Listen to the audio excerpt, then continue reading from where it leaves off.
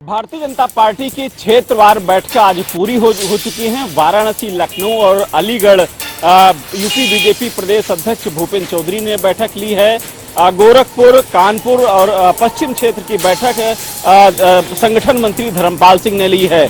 तीनों बैठकों में जो 2 तारीख से जो रैली होने वाली है, 2 तारीख से जो सम्मेलन होने वाले हैं, उनको लेकर विस्तृत बैठक की गई है। चाहे महिला मोर्चा की बात करें या एससी मोर्चा की बात करें, जो दोनों ही जो मोर्चे हैं उनकी रैलियां होनी है। खासकर महिला संगठन की बात करें तो महिलाएं गांव-गांव तक पहुंचेंगी और प्रधानमंत्री नरेंद्र मोदी की सरकार की बात करें या फिर राज्य सरकार की बात करें, उपलब्धियां आधी आबादी तक पहुंचाएंगी। जिसमें सबसे बड़ा जो मुद्दा है वो 33% का आरक्षण को लेकर जन जन तक महिलाएं पहुंचेंगी।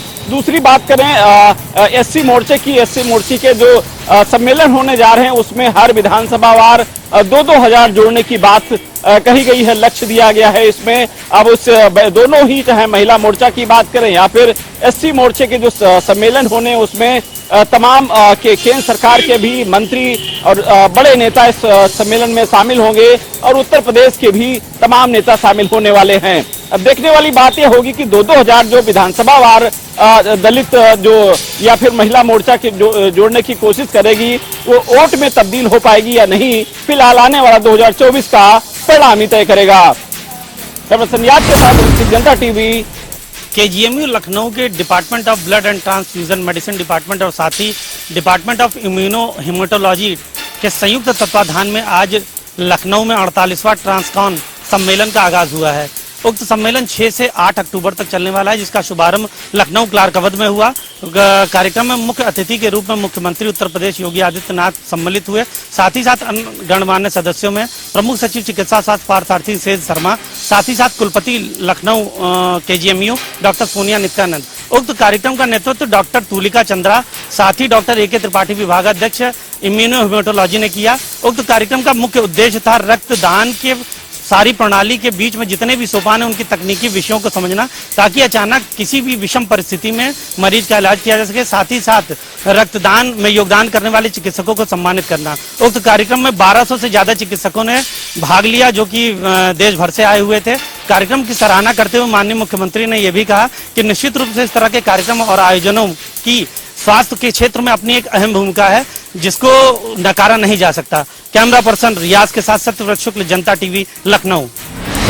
बसपा से निष्कासित इमरान मसूद को लेकर चर्चा गर्म थी कि आखिर इमरान मसूद किस पार्टी में शामिल हो गए, लेकिन उन तमाम अटकलों को विराम देते हुए इमरान मसूद कल केंद्रीय कार्यालय कांग्रेस के दिल्ली में स्थित में वो शामिल होंगे। उनमें तमाम पार्टियां जो है ज्वाइनिंग कमेटी के, वो तमाम पार्टियों के नेता वहां पे शामिल रहेंगे और देखा जाएगा कि जिस तरीके से इमरान मसूद को माना जाता है कि पश्चिम क्षेत्र में मुस्लिम समुदाय में उनका काफी अच्छा खासा जानाधार और कद्दावर नेता माने जाते हैं। और ऐसे में कहीं ना कहीं इमरान मसूद ने ट्वीट करके भी ये जता दिया, कहीं ना कहीं उनको उनके ट्वीट से महसूस हो रहा है कि कहीं ना कहीं वो बताने की कोशिश कर रहे हैं ये जो समय है, इस समय में तमाम पार्टियों को तमाम विचारधारा का त्याग करते हुए एकजुट होकर काम करने की जरूरत और भाजपा के खिलाफत में लड़ाई में धार देने की जरूरत है। हालांकि इमरान मसूद कल उसमें शामिल हो जाएंगे कांग्रेस में, लेकिन अब ये देखने वाली बात है कि कांग्रेस से ही हटकर वो सपा गए थे। 2022 के विधानसभा चुनाव में जब सपा को हार का सामना करना पड़ा तो फिर बसपा चले गए। जब बसपा में उनका बात नहीं बना तो उन्होंने तमाम उनके पे आरोप लगी, ताकि वो पार्टी के गतिविधियों के अनुरूप नहीं काम कर रहे थे और कहीं ना कहीं अनेक अनुशासनहीनता की भी उनके खबरें आ रही थी। और ऐसे में बसपा की तरफ से यह आरोप लगाया गया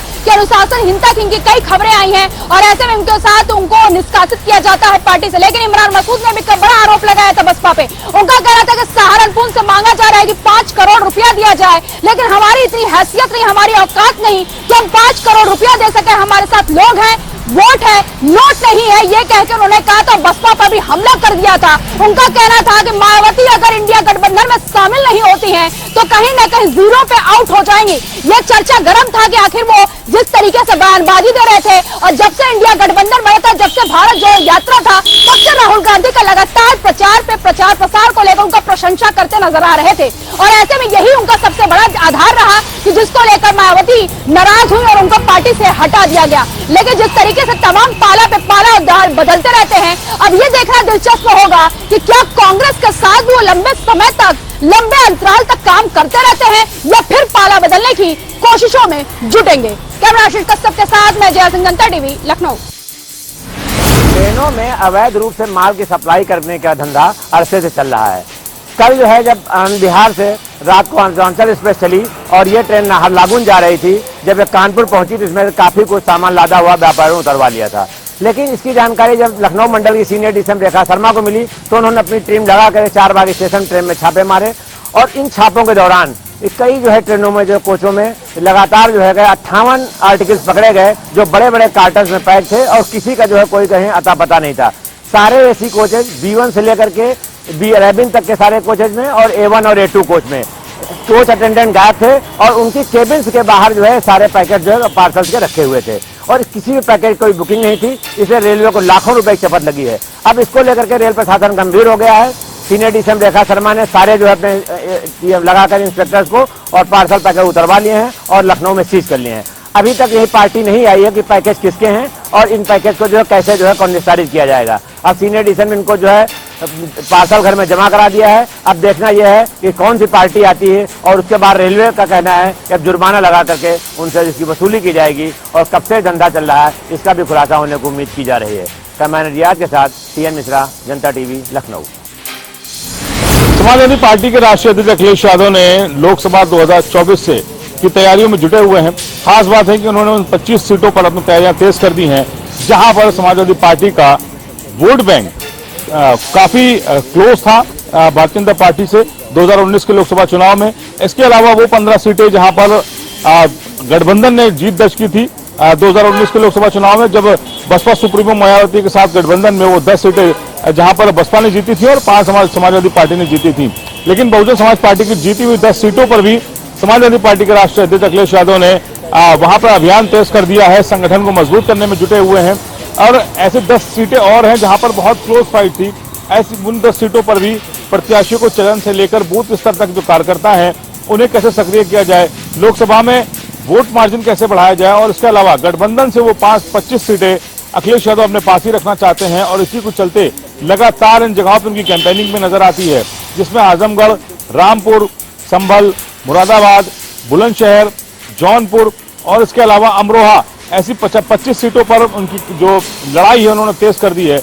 फिलहाल प्रत्याशियों को लेकर भी वो लगातार बैठक कर रहे हैं और जो बूथ स्तर के कार्यकर्ता हैं उनसे भी ग्राउंड रिपोर्ट ले रहे हैं कि आखिर समाजवादी पार्टी की स्थिति क्या है और कौन से प्रत्याशी मैदान में जीत की संभावना लेकर आएंगे।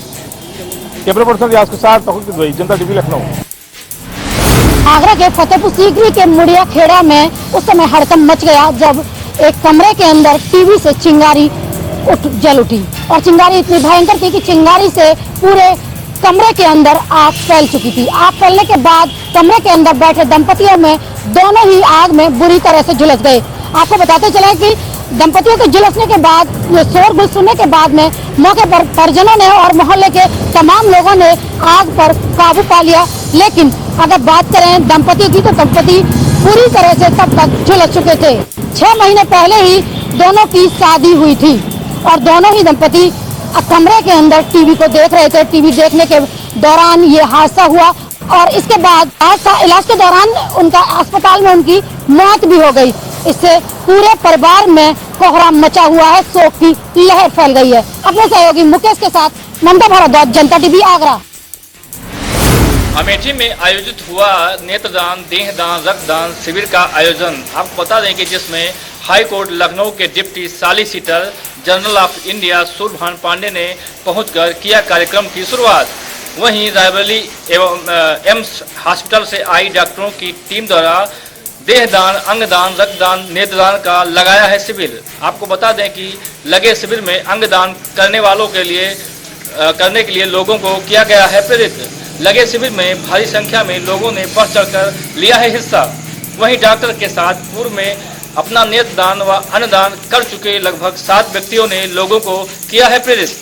अमेठी जिले के जामो विकास खंड स्थित परबतपुर एनपुर गांव में आयोजित हुआ है यह शिविर। विनोद कुमार दुबे, जनता टीवी, अमेठी। जनपद में एक बार फिर कहीं न कहीं पासपोर्ट कार्यालय का उद्घाटन किया गया। इसमें मुख्य अतिथि के रूप में साध्वी निरंजन ज्योति विकास मंत्री ने फीता काटकर पासपोर्ट कार्यालय का उद्घाटन किया। वहीं अध्यक्षता में डॉक्टर रामशंकर कठेरिया जो लोकसभा सांसद है उनका अध्यक्षता में इस पासपोर्ट कार्यालय का उद्घाटन किया गया। वहीं साध्वी निरंजन ज्योति ने एक बार फिर विपक्ष पर हमला बोलते हुए कहा कि इटावा जनपद के 5 बार मुख्यमंत्री, 1 बार रक्षा मंत्री होने के बावजूद भी यहाँ पासपोर्ट कार्यालय नहीं खोला गया। उनका कहना है कि जिस तरीके से 2014 में जो प्रधानमंत्री की सरकार आई थी, एक बार फिर 2024 में पूर्ण रूप से भाजपा अपने खेमे में एक बार फिर कहीं न कहीं खुशी के लहर दौड़ेगी, क्योंकि लगातार प्रधानमंत्री की जनता पूरी तरीके से पसंद करती हुई नजर आ रही है। वहीं सैफई परिवार पर भी हमला बोला, क्योंकि ये परिवार बाद एक बार फिर नजर आया। उनका कहना है कि अभी हाल ही में एक जो उपचुनाव हुए थे, सांसद को उपचुनाव हुए थे, तो उसमें जो है डिम्पल यादव को खड़ा किया गया था। ये कहीं न कहीं अगर देखा जाए तो और भी परिवार की जो महिलाएं थी उनको मौका नहीं दिया गया। इससे एक साबित होता है कि परिवारवाद आज भी चलता हुआ नजर आ रहा है। आने वाले 2024 में कहीं न कहीं देखा जाए प्रधानमंत्री को जो नरेंद्र मोदी को एक बार फिर पूरी तरीके से सरकार बनेगी। कैमरामैन विष्णु राठौर के साथ रामकुमार राजपूत, जनता टीवी, इटावा। देवरिया नरसंहार के बाद कानपुर देहात में जमीनी विवाद को लेकर हुआ खूनी संघर्ष, 2 सगे भाइयों की हुई हत्या, 4 लोगों की हालत नाजुक। आपको बता दें पूरा मामला गजनेर थाना क्षेत्र के शाहजहांपुर निनाया गांव का है, जहां जमीनी विवाद इस कदर हावी हुआ कि दबंगों ने एक ही परिवार पर एकजुट होकर लाठी डंडों और धारदार हथियार से हमला कर दिया, जिससे 2 सगे भाइयों की मौत हो गई और 4 लोगों की हालत नाजुक है, जिन्हें कानपुर हाईलैंड अस्पताल में भर्ती कराया गया है और लगातार उपचार जारी है। इस पूरी सूचना पर कानपुर देहात पुलिस प्रशासन सहित कानपुर जोन के एडीजी और आईजी पहुंचे, पूरे मामले की तफ्तीश शुरू की। ग्रामीणों की अगर माने तो जमीनी विवाद के मामले को लेकर ये पूरा पुलिस संघर्ष हुआ है, लेकिन पुलिस इसे पिकअप खड़े करने से विवाद को पूरी घटना बता रही है। इस पूरे मामले की तफ्तीश की जा रही है। जनपद के पुलिस अधीक्षक ड्यूटी जी.के. मूर्ति ने बताया कि 9 लोगों के खिलाफ मामला दर्ज किया गया है और 4 लोगों की गिरफ्तारी कर ली गई है और लगातार पूछताछ की जा रही है। लेकिन जिस तरीके से देवरिया में हुए नरसंहार के बाद उत्तर प्रदेश के मुख्यमंत्री योगी आदित्यनाथ ने साफ 75 जिलों के जिलाधिकारी और एसपी को निर्देशित किया था कि जमीनी विवाद पर संवेदनशीलता बरते और मामले को गंभीरता से लेते हुए इसका निराकरण करें, लेकिन कानपुर देहात में इसकी संवेदनहीनता देखने को मिली और शिकायत के बाद भी कोई कार्यवाही समय पर नहीं की गई, जिसके चलते कानपुर देहात में भी खूनी संघर्ष देखने को मिला। कानपुर देहात से गौरव शुक्ला, जनता टीवी। गांव की समस्या गांव में समाधान, और यह संभव हुआ गांव चौपाल के माध्यम से। ये तस्वीरें जो हम आपको दिखा रहे हैं, यह सिंदौली ब्लॉक के भटपुरा रसूलपुर गांव की है, जहां पर आज गांव चौपाल का आयोजन हुआ, जिसमें खंड विकास अधिकारी संजीव कुमार ने शिरकत की। साथ ही और भी अधिकारी उनके साथ यहां पर मौजूद रहे। गांव वालों ने अपनी समस्याओं को रखा। आज गांव वालों ने 20 समस्याओं को रखा, उनमें से 5 समस्याओं का निराकरण तत्काल मौके पर किया गया। आपको बता दें, यहाँ के प्रधान अनिल गुप्ता का कहना है कि उनका गांव आदर्श गांव है। यहाँ पर सफाई की अच्छी व्यवस्था है, नालियाँ बनी हुई हैं, साथ ही पूरे गांव में सीसी मार्ग बना हुआ है। किसी तरह की यदि कोई समस्या गांव वालों को होती है तो वह अपने स्तर पर तत्काल उनकी समस्याओं का निराकरण करते हैं। कैमरा पर्सन सलमान के साथ राजीव शुक्ला, जनता टीवी, शाहजहांपुर।